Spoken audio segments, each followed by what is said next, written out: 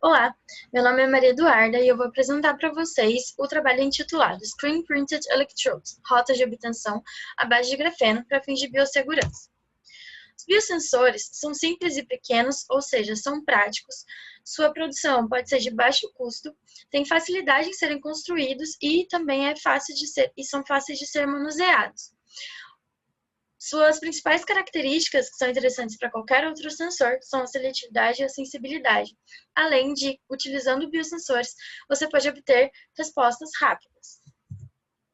O grafeno é um material que tem estado em destaque nos últimos anos devido às suas características e propriedades térmicas, mecânicas e principalmente elétricas, pois é um material semicondutor.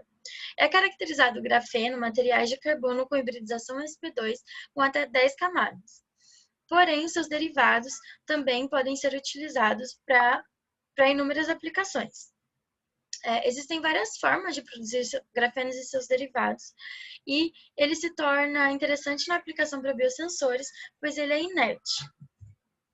A produção do derivado de grafeno foi feita da seguinte forma, pela metodologia de esfoliação eletroquímica, numa tensão de 10 volts, utilizando um eletrólito aquoso. Em seguida foi feita a filtração, o material foi levado a banho de ultrassom com isopropanol, em uma solução com isopropanol, e deixado em repouso por 24 horas. O sobrenadante foi utilizado para a produção dos eletrodos.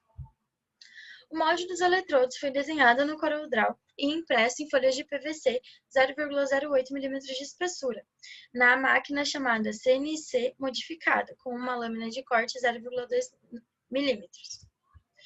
A produção dos eletrodos foi feita da seguinte forma. O molde foi colado sobre filtros, em seguida o EEG foi gotejado sobre esses moldes e foi levado à estufa. Após secagem, esse eletrodo, para ser testado, foi colocado em uma capa de proteção elaborada para que fosse possível realizar os testes.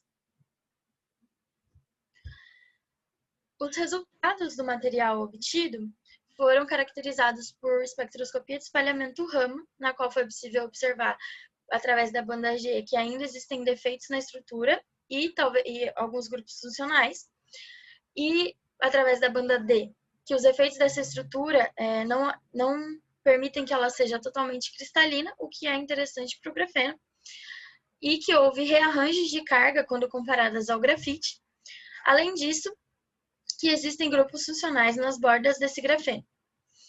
As bandas que são associadas aos defeitos foram baixas.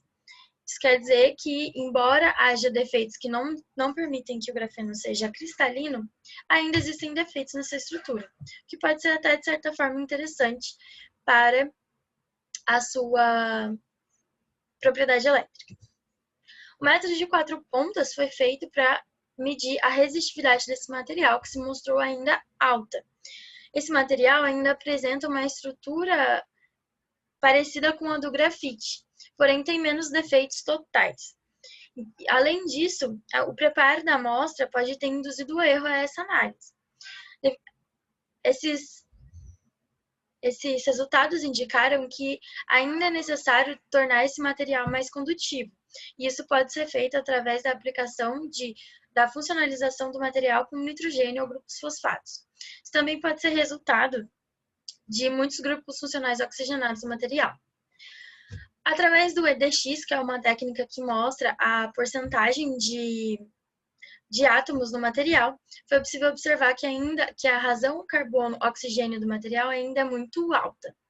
E isso também pode ter prejudicado e colaborado para que a resistência do material tenha sido tão alta. Portanto, foi possível concluir que ainda existem melhoras a serem feitas para que as propriedades do material obtido sejam melhores e que ele possa ser aplicado como eletrodo para biosensores. Gostaria de agradecer ao CNPq, à FAPESP, ao ITA, ao CONICT e ao IAE.